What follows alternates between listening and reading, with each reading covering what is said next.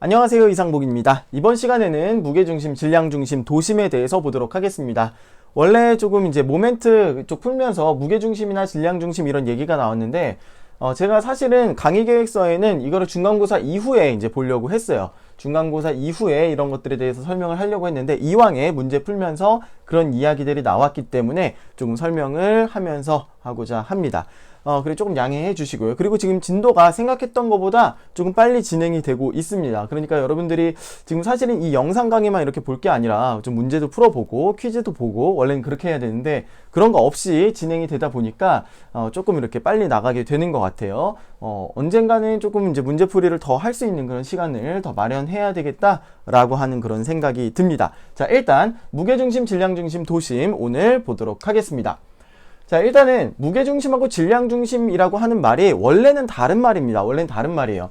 무게중심은 말 그대로 우리가 보통 무게 그러면 어떻게 써요? 질량 곱하기 중력가속도 이렇게 써가지고 무게라고 이야기를 하는 거잖아요. 그리고 질량은 말 그대로 그냥 그 안에 있는 질량이죠. 질량. 그쵸? 두 개가 원래 개념이 좀 다른 겁니다. 한마디로 무게중심은 이 무게 전체에 관한 그 중심점을 갖다가 무게중심이라고 이야기를 하는 거고, 질량중심은 무게가 아니라 그냥 질량에 관한 그 중심점이 바로 질량중심이 되겠습니다.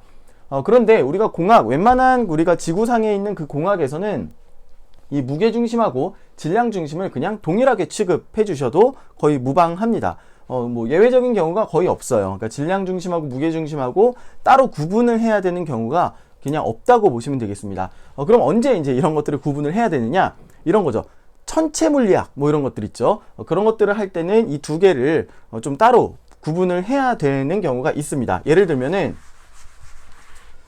지구가 있고요. 그리고 이제 달이 있습니다. 지구가 있고 달이 있으면 지구는 아무래도 이제 질량이 크고 달은 보통 이제 루나 해가지고 L로 쓰기도 하고 뭐 문 해가지고 M으로 쓰기도 하는데 이렇게 이제 질량이 두 개가 이렇게 따로 존재를 하는 거죠. 그렇죠? 연속되어 있는 하나의 물체가 아니라 두 개의 독립된 그런 물체가 되겠죠. 물체로 만약에 이제 본다 그러면 천체죠.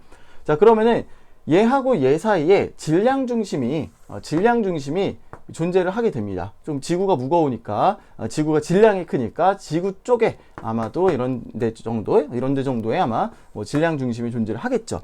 이럴 때는 이제 보통 이제 질량중심이라고 이야기를 하고, 무게중심은 이제 또 태양의 어떤 그런 중력의 그 권에 있다는, 태양이 중력권에 있다 그러면은 그 태양에 의한 그 중력 가속도와 그리고 달에 의한 중력 가속도, 그리고 지구에 의한 중력 가속도 이런 것들을 고려를 해가지고 이 시스템의 무게 중심을 잡게 됩니다.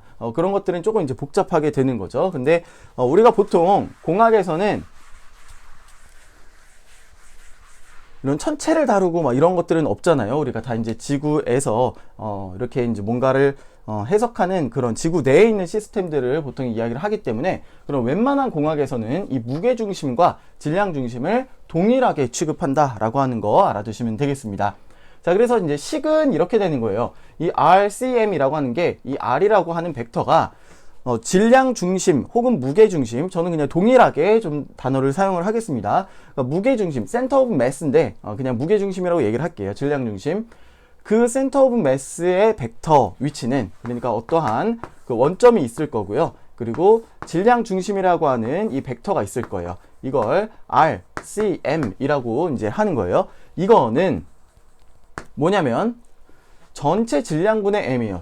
전체 질량 m분의 1이에요. 그러니까 이러한 물체가 있었을 때 이 전체 질량을 라지 m이라고 보면 n분의 1 이렇게 이제 곱해주고, 그 다음에 지금 i는 1부터 n까지예요. 근데 이거를 n개로 쪼갰다라고 하는 얘기가 되겠습니다.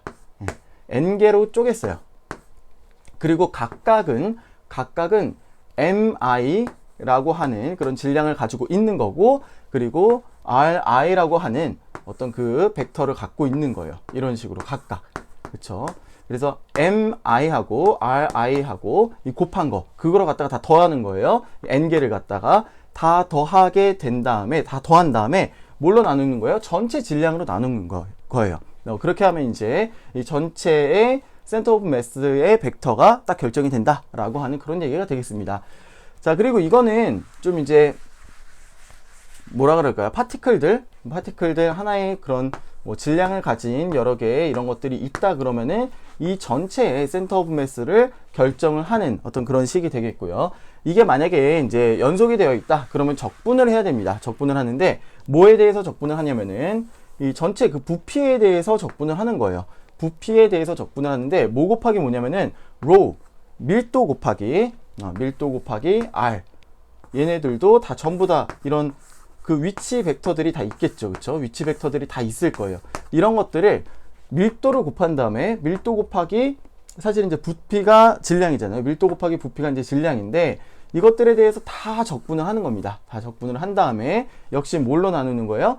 m, 질량, 전체 질량으로 딱 나누는 거예요. 그러면은 이 모든 것들을 평균적으로 대표되는, 그렇죠? 평균적으로 대표되는 하나의 딱 질량 중심점의 위치가 나온다라고 하는 겁니다. 그래서 이 질량 중심, 무게 중심이 갖는 어떤 물리적인 의미, 어떤 현상적인 의미는 무슨 의미냐면은 이거예요. 사실은 커다란 어떤 물체가 있다라고 했을 때 이 커다란 물체의 위치를 갖다가 우리가 얘기를 할 때 이걸 위치가 어떻게 되냐면 사실 범위예요. 그렇죠?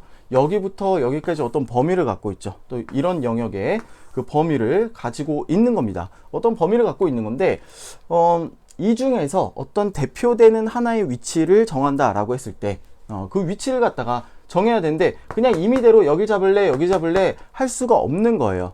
이거를 대표되는 이 전체적인 물체의 대표되는 한 점은 어디냐? 여기다라고 이제 정하는 거죠. 그리고 이제 기호를 이런 식으로 씁니다. 기호를 이렇게 이제 써요. 네. 그래서 여기가 이 전체 질량을 대표하는 점이다라고 하고 우리가 보통 여러분들이 여태까지 중학교, 고등학교 때 물리나 뭐 그런 쪽에서 이제 다루었던 거는 다 뭐냐면은 이거에 대해서 다룬 거예요. 뭐 공을 던졌다. 그럼 공 전체적인 어떤 그런 내용이 아니고 공의 가운데 질량 중심점에 대해서 우리가 F는 MA도 풀었고, 그쵸? 이런 것들을 한 거예요. 공의 위치가 어디냐? 뭐 이런 것들이요. 뭐 다 그렇습니다. 물리학에서 여러분들이 다루셨던 것들, 진자의 운동이라든지 아니면 빗면의 박스라든지 뭐 이런 문제들 있잖아요. 다 뭐예요? 이 물체가 여기부터 여기까지 있고 여기부터 여기까지 있잖아요. 그쵸? 그런데 우리가 이 위치에 대해서 다룰 때는 이거의 질량 중심이 사실 위치 관계가 어떻게 되느냐에 대해서 우리는 여태까지 다루어 왔던 겁니다. 그런데 이제 질량 중심, 무게 중심이라고 하는 개념에 대해서 중학교 때 미리부터 배우는 게 아니기 때문에 그런 것들을 그냥 생략하고 이야기를 했었던 것이죠. 자, 이제는 여러분들이 이 개념을 알고 계시면은 그 얘기들이 사실은 이런 것들이 가정이 된 거구나 라고 여러분들이 이해하시면 되겠습니다. 모든 이제 역학도 마찬가지고 물리학도 마찬가지고 원래 이제 실제 현상이 있는 거예요. 실제 현상이 있고 실제 현상을 우리가 뭔가 수학적으로 분석을 하고 싶은 거죠. 예측을 하고 분석을 하고 또 더 좋게 향상시키고 그렇게 이제 하고 싶은 거죠. 그 실제 현상을 갖다가 우리가 무조건 어떠한 가정을 통해서 전부 다 이상적인 어떤 그런 모델, 이상화를 만들거나 아니면은 간략하게 간략화한다거나, 그쵸? 이런 과정들이 이제 필요한 거예요. 어떠한 과정을 해서 이거는 그래서 뭐 물체가 이만하지만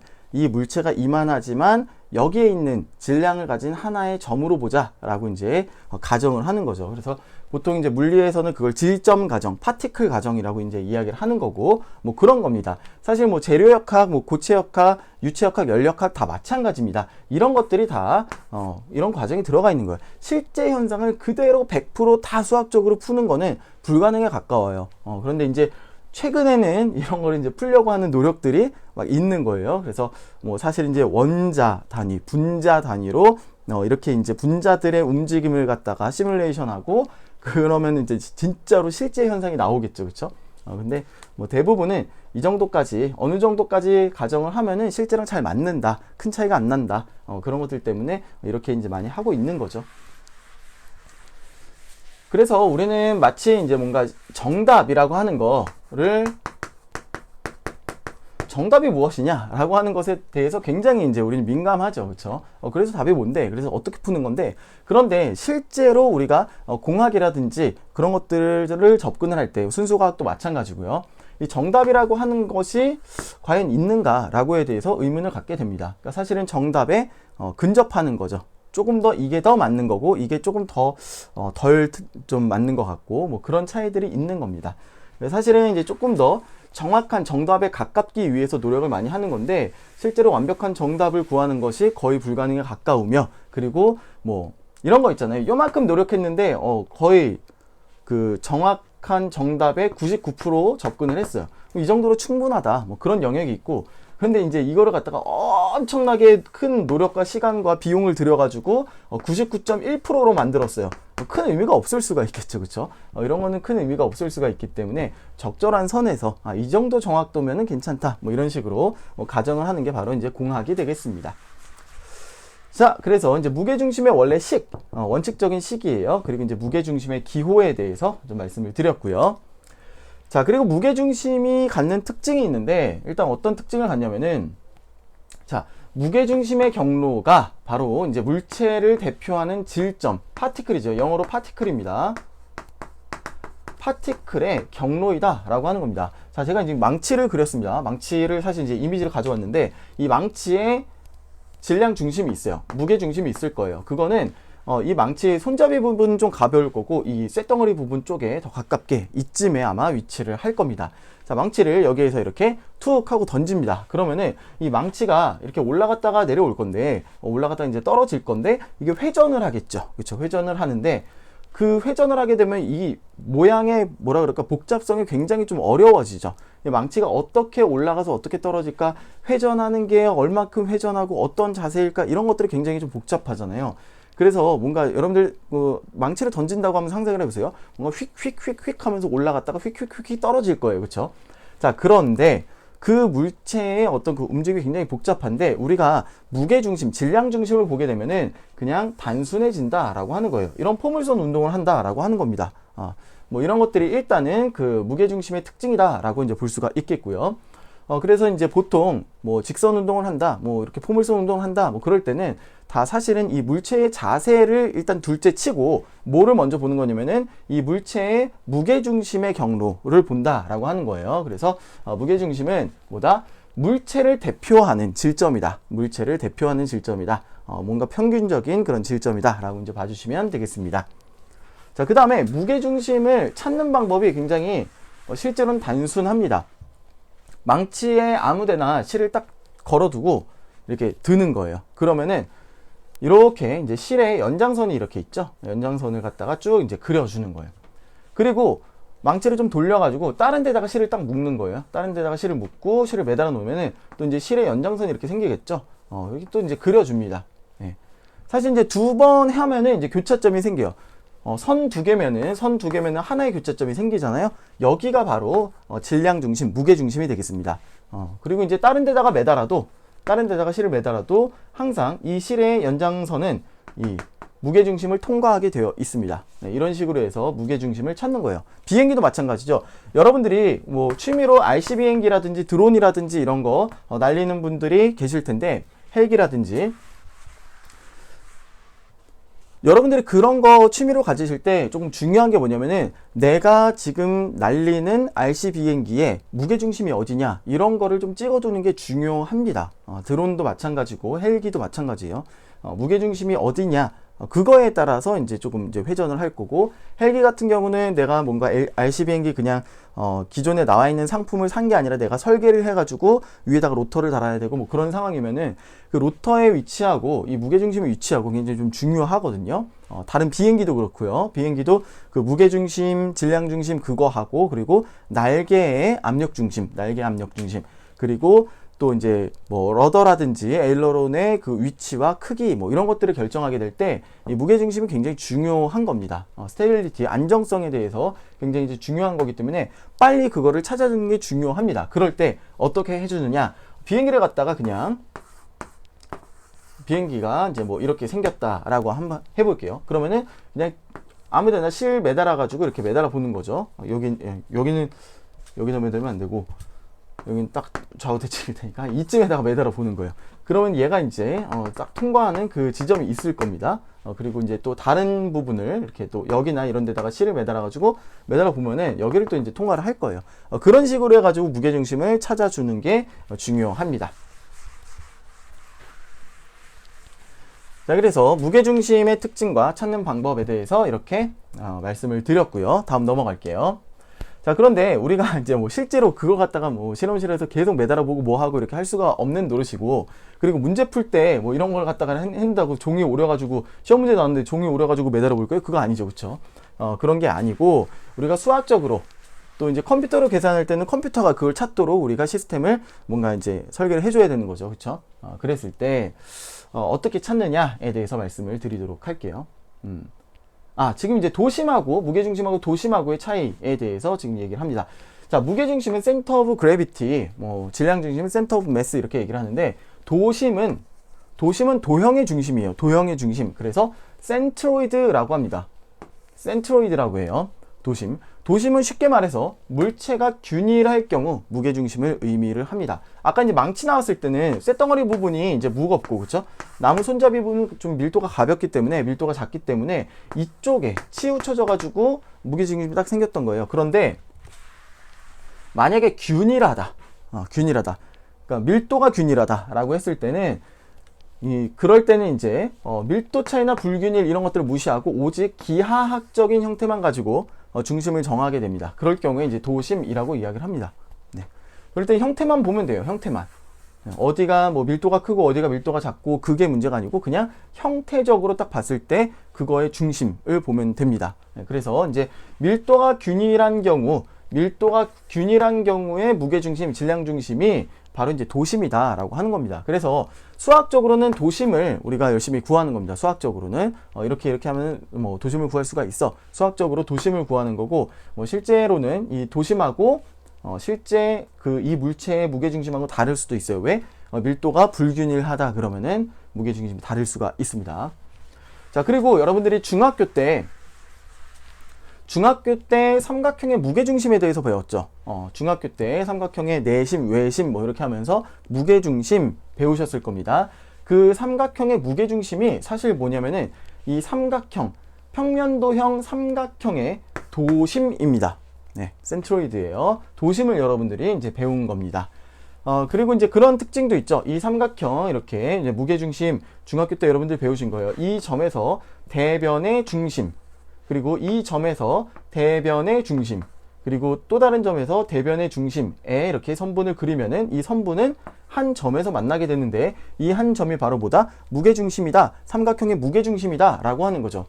그리고 이제 여기를 x1, y1, x2, y2 좌표가요. 이 점의 좌표 x3, y3라고 했을 때 이 무게중심점의 좌표 어떻게 됐었죠? 이거 고등학교 때 배웠죠. 이거는 3분의 x1 더하기 x2 더하기 x3가 무게중심의 x좌표이고요. 그리고 3분의 y1 더하기 y2 더하기 y3가 바로 이 무게중심의 좌표이다 라고 하는 거 여러분들이 아마 배우셨을 겁니다. 자, 그리고 한 가지 더 좀 말씀을 드리면은,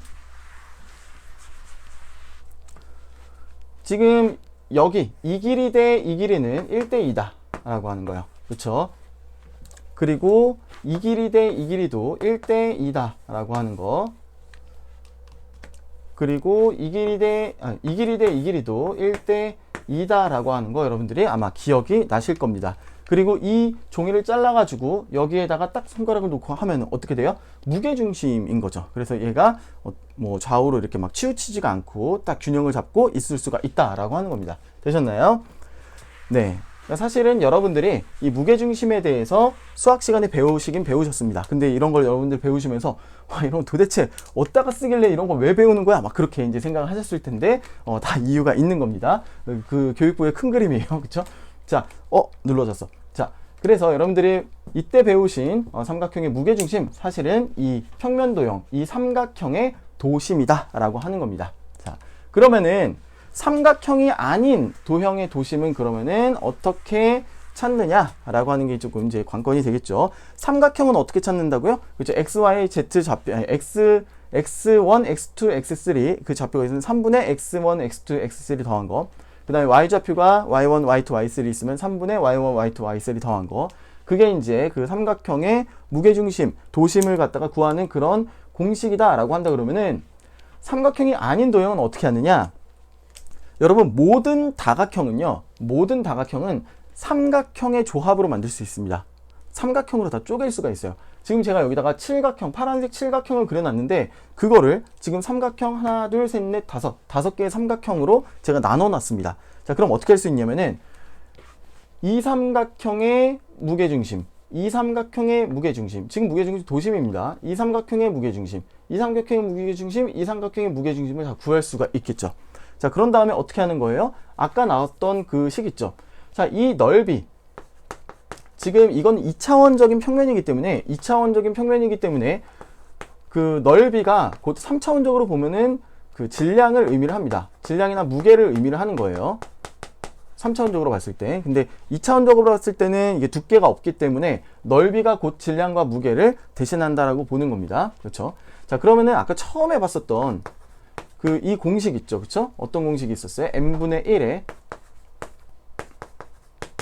이거의 시그마의 i는 1부터 지금 몇 개예요? 하나, 둘, 셋, 넷, 다섯 개니까 5까지 다 이제 뭐를 하는 거예요?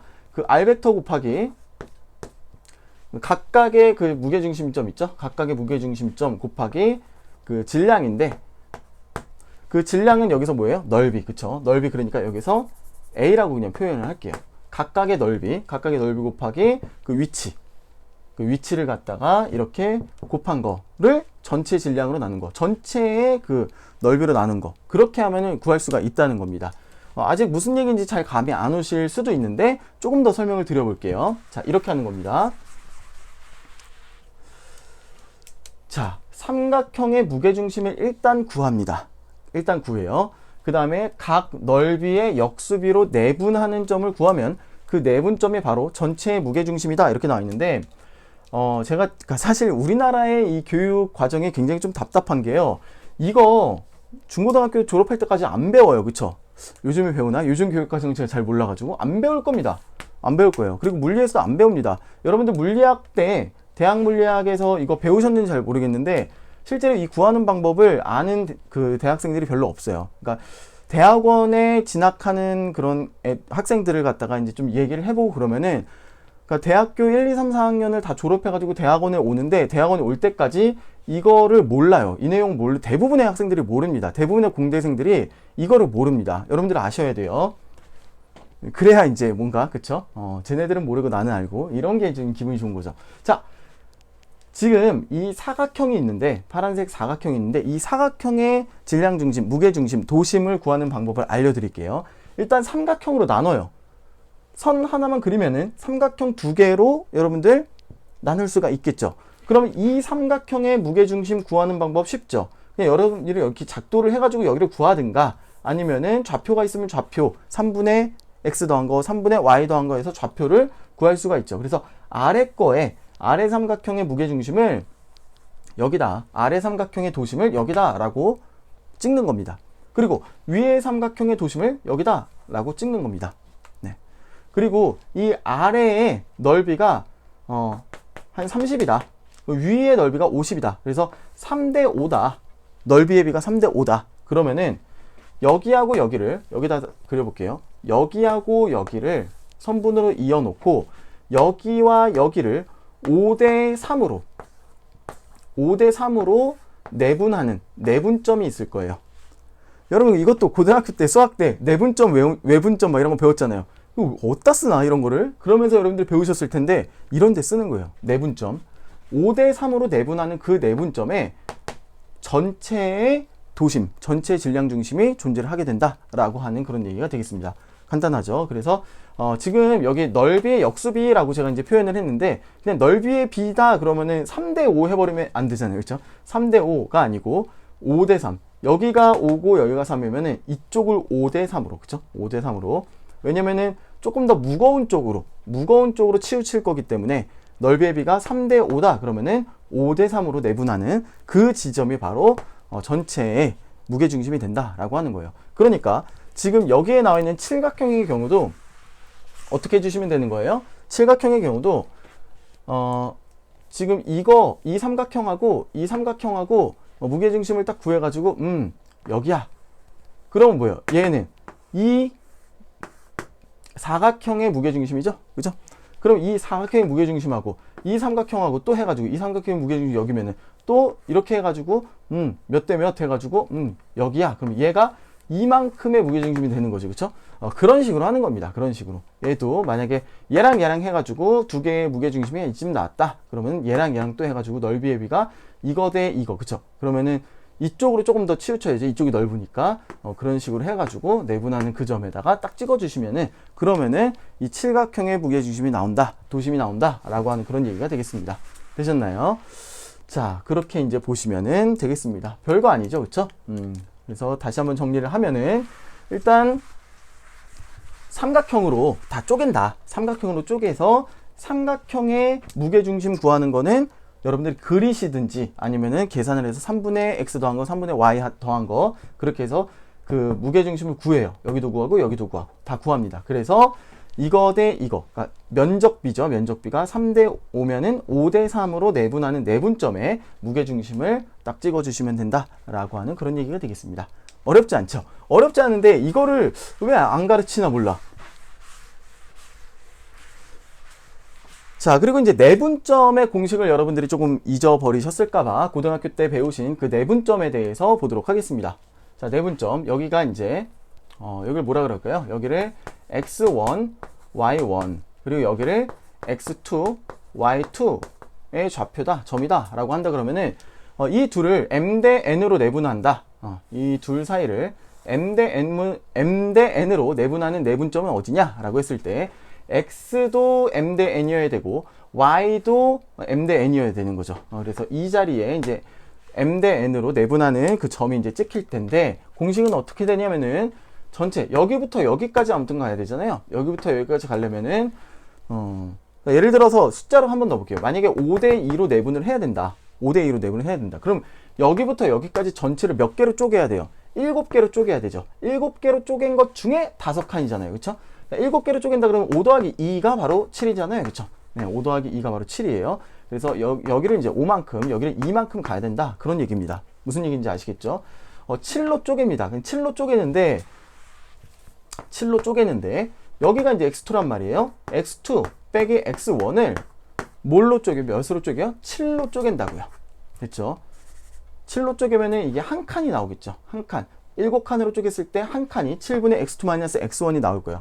자, 그럼 여기에다가 어디부터 출발해요? 어디부터? x1부터 출발을 하는 거잖아요. 그쵸? x1부터 출발을 한다. 네. 이렇게 이제 보시면은 뭐가 나와요? 자, 지금 이거 보면은 7분의 x2 빼기 7분의 x1 더하기 7분의 7x1입니다. 그쵸? 그러면은 이거는 뭐가 되는 거예요? 7분의 7x1 빼기 x1이니까 지금 뭐가 지금 이상하죠? 죄송합니다. x1부터 시작해서 이게 한 칸인데 이걸 빼뜨렸네요. 몇 칸 가야 돼요? 5칸 가야 되는 거죠. 5칸. 그쵸? 네, 5칸 가야 돼요. 그 위치. 이거를 지금 잡아야 되는 겁니다. 맞나요? 네. 이렇게 저 실수를 하다니. 자, 그럼 어떻게 되는 거예요? 7분의 5x2 빼기 7분의 5x1 더하기 7분의 7x1이 되는 거죠. 그럼 어떻게 되는 거예요? 7분의 5x2 더하기 7분의 2x1이 되는 거죠. 그쵸? 그리고 2라고 하는 숫자는 뭐에서 온 거예요? 7 빼기 5에서 온 거예요. 그쵸? 그리고 이 5라고 하는 숫자는 7 빼기 2에서 온 거예요. 그러니까 5대 2에서 온 거예요. 그쵸? 5대 2에서 온 거기 때문에 7이라고 하는 건 5 더하기 2고 5대 2에서 온 거기 때문에 이런 식으로 여러분들이 써주시면 된다라고 하는 겁니다. 그래서 공식이 어떻게 되느냐? 최종적으로 m 대 n으로 내분을 한다 그러면은 m 더하기 n 분의 m 대 n으로 하면 m을 먼저 써주고 뒤에 거 x2 그 다음에 n 그 다음에 x1 이렇게 곱해주시면, 그래서 해주시면은 된다라고 하는 겁니다. y축도 마찬가지겠죠. 그래서 n 플러스 n분의 이렇게 n 플러스 n분의 이렇게, 이 공식은 여러분들이 아마 외우고 계실 겁니다. 그쵸? 고등학교 때 배우셨겠죠? 그쵸? 자, 그 다음에 벡터는 여러분들이 뭐 벡터 고등학교 때 하신 분도 계시고 안 하신 분도 계실 텐데, 그냥 이거는 그냥 참고로만 하세요. 이거를 실제로 계산을 할 일은 지금 현재는 우리 과목에서는 별로 없습니다. 나중에 이제 뭐라 그럴까요? 동력학, 궤도역학 이런 것들을 할 때 이런 것들은 좀 중요합니다. 그런데 지금 현재는 그냥 공식으로만 이렇구나 라고 정리해 두시면 될 것 같습니다. 자, 이 점의 좌표를 몇 x 플러스 몇 y로 몇 x, 몇 y로 표현을 할 수도 있지만, 어떻게 이제 표현을 할 수도 있냐면은 벡터 OA로 표현을 할 수도 있겠죠. OA라고 하는 이 벡터라고 표현을 할 수도 있습니다. 그리고 이 점을 OB라고 하는 벡터로 표현을 할 수도 있습니다. 그래서 이 점과 이 점을 m 대 n으로 내분하는 그 지점의 벡터를 구한다 라고 했을 때는 뭐 간단합니다. 이렇게 해주면 돼요. n 플러스 n분의 NOA 더하기 n 플러스 n분의 MOB 이렇게 해주시면 됩니다. 이것도 원리는 똑같아요. 원리는 마찬가지예요. 전체를 갖다가 몇 칸으로 쪼개는 거예요? n 플러스 n 칸으로 쪼개는 겁니다. n 플러스 n 칸으로 쪼개는데, 자, 이 A라고 하는 곳에서는 얼마큼 이제 좀 영향을 받는 거예요? 이만큼 n 쪽으로 n만큼 영향을 받는 거고, 이 B라고 하는 거, B가 만약에 더 멀다 그러면 더 B 쪽으로 갈 거 아니에요, 그렇죠? B라고 하는 거는 얼마큼 영향을 받는데 n만큼 영향을 받는다 이렇게 이제 보시면 되는 거예요. 그래서 여러분들이 조금 개념적으로 알아두실 때도 어떻게 이제 개념적으로 알아두시면 되냐면은 이렇게 한번 보세요. m 대 n으로 내분한다 그랬을 때 이거는 이제 연력학에서 선형보관법하고도 조금 연관이 있는 그런 얘기입니다. 자, m 대 n으로 내분을 한다라고 했을 때 지금 두 개를 1대1로 똑같이 이분한다, 반분한다, 똑같이 반으로 나눈다 그럴 때는 1대1의 영향이에요. 그쵸? 1대1의 영향입니다. 그런데 5대 3으로 하고 싶다 그러면은 A는 3만큼 영향 주는 거예요. 그리고 B는 5만큼 영향을 주는 겁니다. 한마디로 B가 5만큼 끌어당기는 거고 A는 3만큼 끌어당기는 거예요. 그러니까 뭐가 더 많이 끌어당기는 거예요? B가 5만큼. 그렇죠? B가 더 많이 끌어당겨서 B 쪽으로 5대 3만큼 이렇게 되게. 그렇죠? B 쪽으로 5만큼, A 쪽으로는 3만큼 이렇게 끌어당긴다 라고 여러분들이 개념적으로 생각하시면은 조금 더 직관적으로 이해하시기가 쉬우리라 생각이 듭니다. 그리고 이건 질량 중심에서도 마찬가지죠. 질량이 있어요. 질량이 이거는 뭐 10이래요. 그리고 이거는 3이래요. 네. 그러면은 이거하고 이거 사이에 이 뭐 천체라고 할까요? 이 천체하고 이 천체 사이에 질량 중심이 어떻게 이제 생기게 되냐면은 3대 10으로 내분하는 그 내분점에 생긴다. 왜냐면은 얘는 10만큼 영향을 주는 거고 얘는 3만큼 영향을 주는 거예요.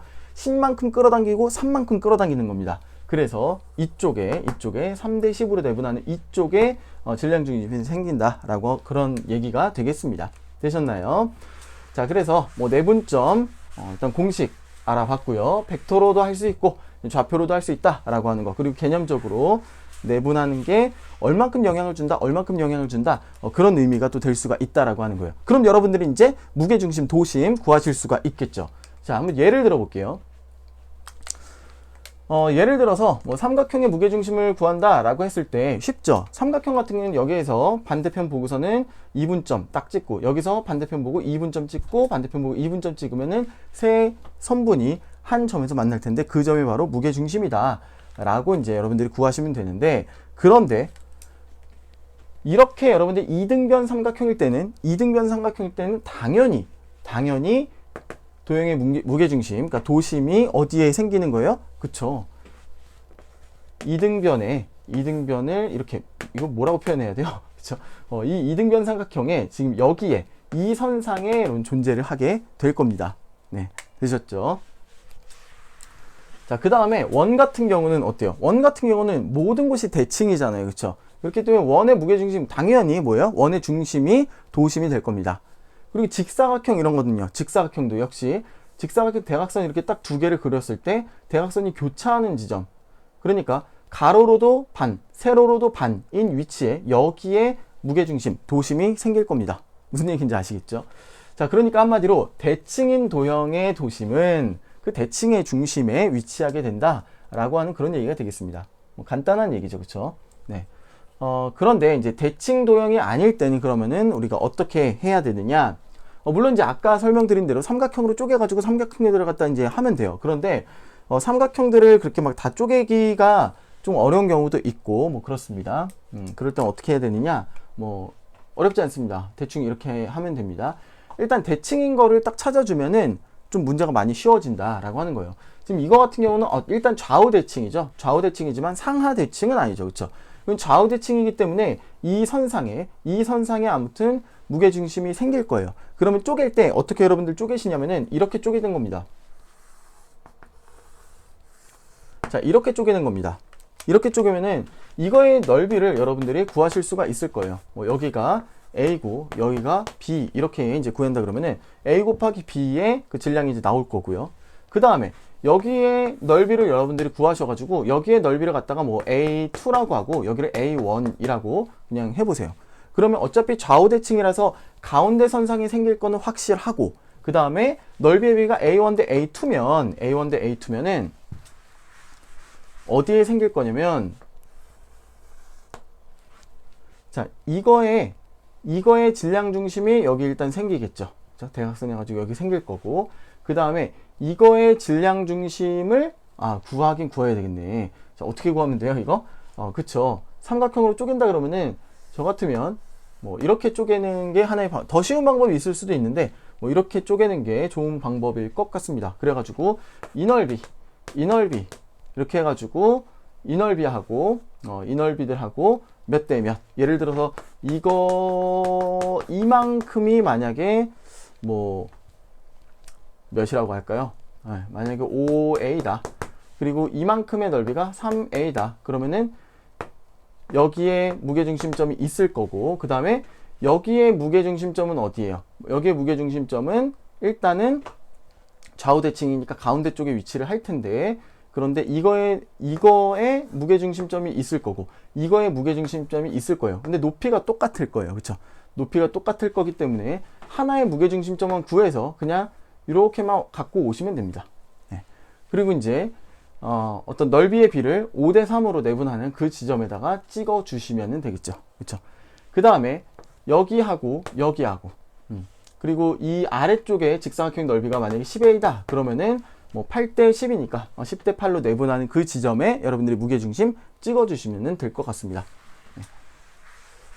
네. 사실 이런 거는 비행기 날개 모양에서 날개의 무게중심을 대략적으로 추정을 할 때 이런 방법을 많이 씁니다. 물론 이제 조그만 장난감 비행기야 여러분 매달아 놓으면 쉽게 찾을 수 있겠지만 커다란 비행기를 갖다가 이제 조립을 한다라고 할 때 물론 요즘에는 이제 다 컴퓨터로 시뮬레이션 해가지고 컴퓨터에서 바로 계산을 하지만 옛날에는 이제 제작을 해요. 크게 이제 딱 제작을 한 다음에 그거에 이제 무게중심을 이렇게 도형을 통해서 이제 찾은 다음에 그 무게중심과 무게중심을 또 이렇게 선을 긋고 몇 대 몇으로 내분하고 이런 식으로 해서 찾아준다라고 하는 겁니다.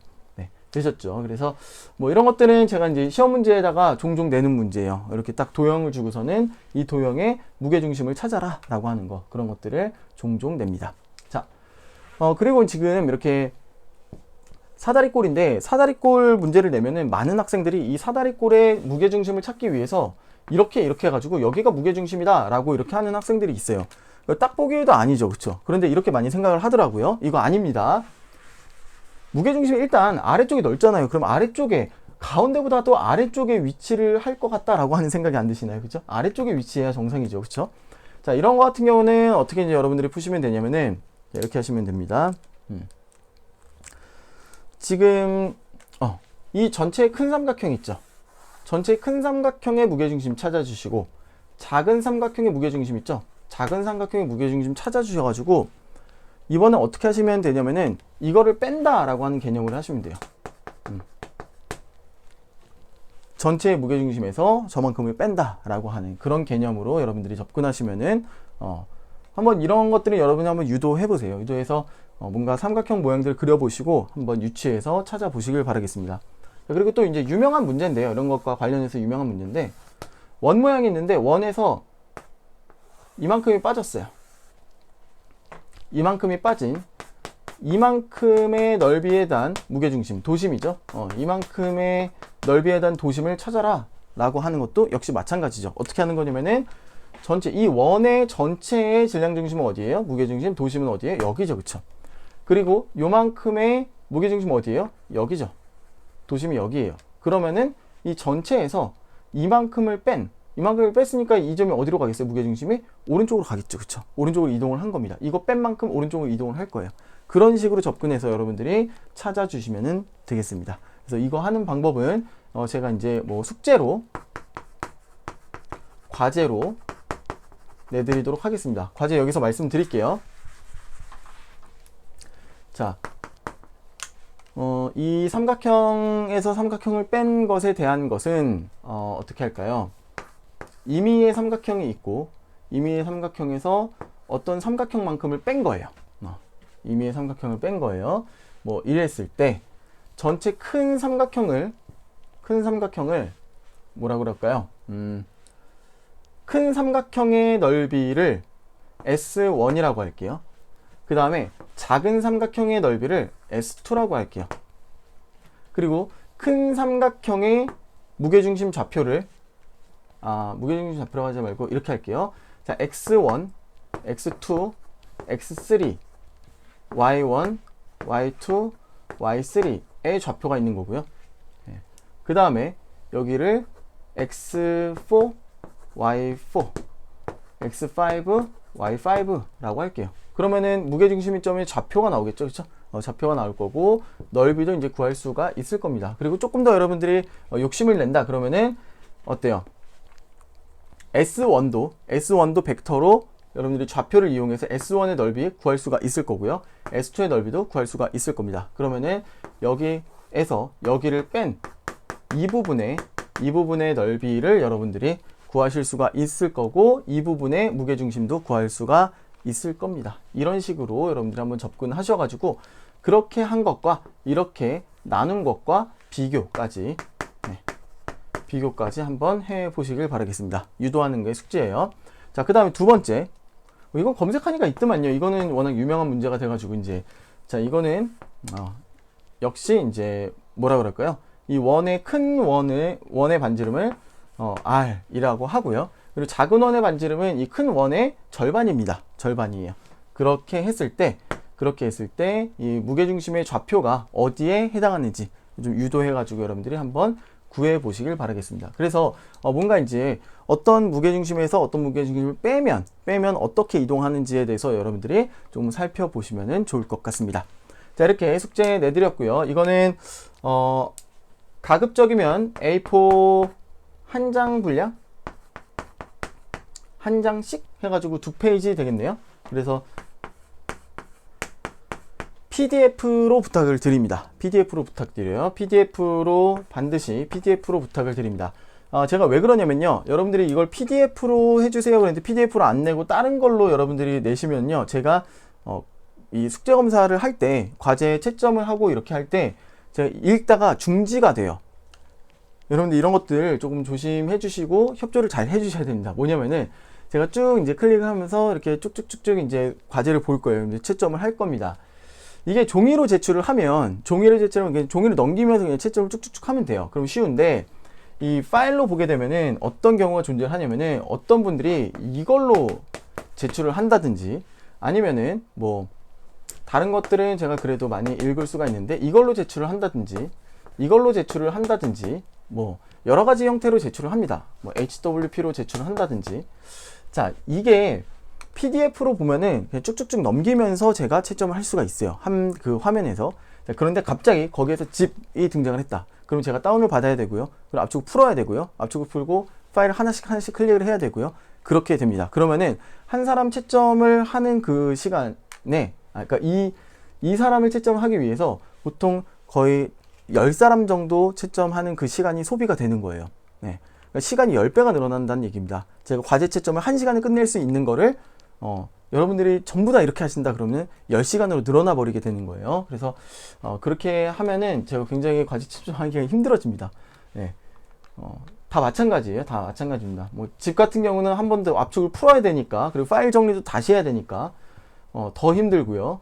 HWP나 뭐 다른 거 같은 경우도 해익도 마찬가지네요. 이런 거 같은 경우는 제가 제 컴퓨터에서 읽을 수가 없어요. 그래가지고 파일 변환을 해야 되고 막 그렇습니다. 그러니까 여러분들이 되도록이면이 아니고 무조건 PDF로 해주세요. PDF로 안 하면 감점 시킬 겁니다. 아시겠죠? 감점 받아도 좋아요. 그러면은 이런 것들로 하세요. 예, 감점 드릴 테니까. 자, 일단 PDF로 이런 형식은 여러분들이 반드시 좀 지켜 주시면은 좋을 것 같습니다. 네. 그렇게 해서 여러분들 뭐 사진 찍어가지고 그걸 PDF로 변환해주는 앱들도 있을 거고 뭐 여러 가지 방법으로 아무튼 PDF는 국제적으로 좀 표준으로 쓰고 있는 그런 파일 형식이니까 이 형식으로 여러분들이 해주시면은 좋을 것 같습니다. 자, 오늘 여기까지 해서 3주차를 좀 여기까지만 마무리를 할게요. 그래서 무게중심, 도심 어떻게 구하는지 알려드렸고요. 그리고 그것과 같이 여러분들이 앞으로 이제 생각하실 거는, 이 무게중심, 도심이라고 하는 것이 그 물체를 대표하는 어떠한 그 파티클, 질점이구나. 그렇게 여러분들이 알아두시면 되겠습니다. 자, 저는 다음 주에 또 뵙도록 하고요. 그리고 이제 제가 그 오프라인으로 좀 질의응답 받을 수 있는 그런 시간을 가지려고 하는데, 그런 것들에 대해서도 여러분 제가 이제 오픈 카톡방에서 한번 여러분들이 어떻게 하면 좋을지 좀 의견을 물을 테니까 또 답변해 주시고 그러면 좋을 것 같습니다. 자, 여러분 수고 많이 하셨습니다. 감사합니다.